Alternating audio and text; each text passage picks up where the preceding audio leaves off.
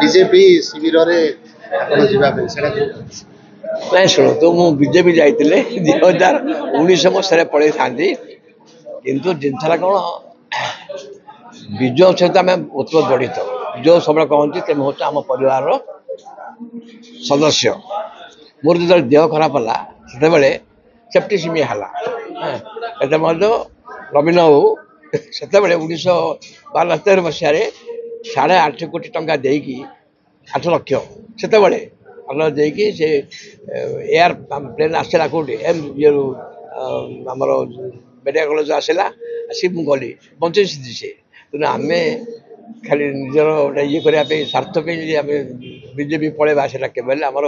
ଧର୍ମ ହେବନି ନୈତିକତା ହେବନି ତେଣୁ ଆମେ ବିଜେପି ଯିବାର ପ୍ରଶ୍ନ ଆଦୌ ନାହିଁ ଚର୍ଚ୍ଚା ଚାଲିଛି ଚାଲିଛି ନିଜେ ନବୀନ ବାବୁ କହିଛନ୍ତି ଯେ ଜଣେ MLA MP ହୁଅନ୍ତୁ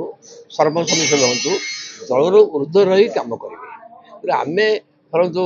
ଜଣେ MLA ହେଲେ ତା ଜଣେ ଇଏ ହେଲେ ଆମେ ଯାଇକି ତାଙ୍କର ସହିତ ମିଳିତ ହେଲେ ଏଇଟା କିଛି ଅସୁବିଧା କିଛି ନାହିଁ କାରଣ ନିଜେ ନବୀନ ବାବୁ କହିଛନ୍ତି ଯେ ସମସ୍ତ ବିଷୟ କାମ କର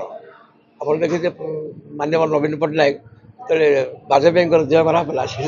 ଯାଇଥିଲେ ସେ କ'ଣ ହେଲେ ଆଉ ଶପଥ ଉତ୍ସବକୁ ସେ ଯାଇଥିଲେ ସେଇଟା ନାହିଁ ସେଇଟା ଆମେ ସମସ୍ତେ ମିଳିମିଶି ଚଳିବା କିନ୍ତୁ ଯେତେବେଳେ ଯୁଦ୍ଧ ଲାଗିବ ଭୋଟ ଯୁଦ୍ଧ ସେତେବେଳେ କିଏ କାହାକୁ ଛାଡ଼ିବାର ନାହିଁ।